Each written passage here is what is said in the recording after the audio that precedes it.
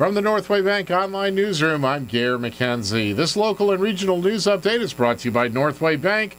Like Northway Bank on Facebook, and they'll donate $1 up to the first 1,000 to the New Hampshire Food Bank. Visit facebook.com/Northway Bank today. Northway Bank with 17 locations throughout New Hampshire. The people you know, the bank you trust. Member FDIC, equal housing lender. Here's the news. April is National Sexual Violence Awareness Month, and the nonprofit organization that provides services for victims of domestic and sexual violence in the Valley area, Starting Point, is holding several events to market. Suzette Indelicato is Starting Point's executive director. Many people recognize us for the shelter, our emergency support lines, but what people don't necessarily know is that we provide services for victims of sexual assault also. And so we're reaching out this year to really focus on reaching every victim of sexual violence in the community, men, women, and children, and letting them know that we are a support center and we're available to support them in any way that can work for them. The public is invited Thursday night at 6 o'clock to the Conway Public Library to watch a video called The Purity Myth. It's a video that really looks and examines the media's portrayal of women. It's a really interesting video, and I'm hoping people will come out and really engage us in a great dialogue. Sexual violence is not talked about, so when we can find ways that we can all engage in a healthy dialogue, we're creating a community where sexual violence isn't tolerated. On Tuesday, April 10th, Starting Point will hold a public forum at Camp Calumet in Freedom called Community Response to Sexual Violence. We're going to start off with a great video clip that I think is going to get everyone talking. It's a facilitated conversation, so it's going to be some brainstorming, some action problem solving. We're really excited about this opportunity, and our goal is this is the start event for April this year, and that next year we'll continue the dialogue and we'll get to see what we've done in the year to end sexual violence. The event starts at 6 o'clock and a light dinner will be served, so pre-registration is required. Indelicato says New Hampshire will mark Crime Victims' Rights Day, April 24th in Concord, with various events including vigils. She says slightly more people are engaging the services offered by Starting Point, and they're using those services for a longer period of time. She says the economy has an impact on domestic and sexual violence victims. Many more people stay in relationships longer because the ability to be able to be on your own and financially be able to survive, the opportunities aren't as great.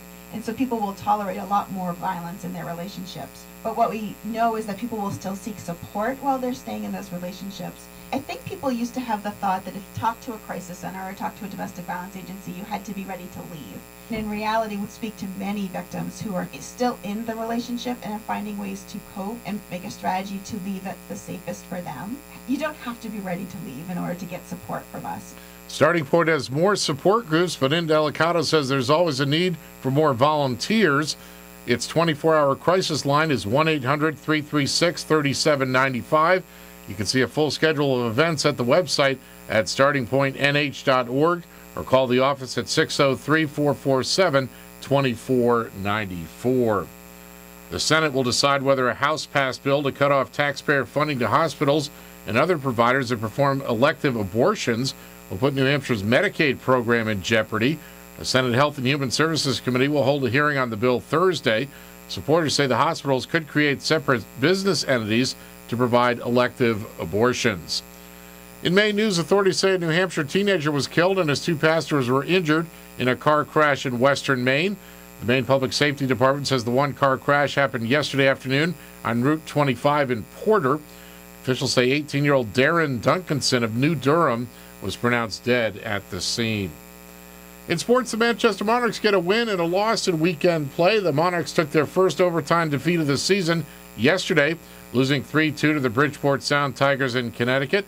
Despite the loss, they remain in second place in the Atlantic Division with 76 points.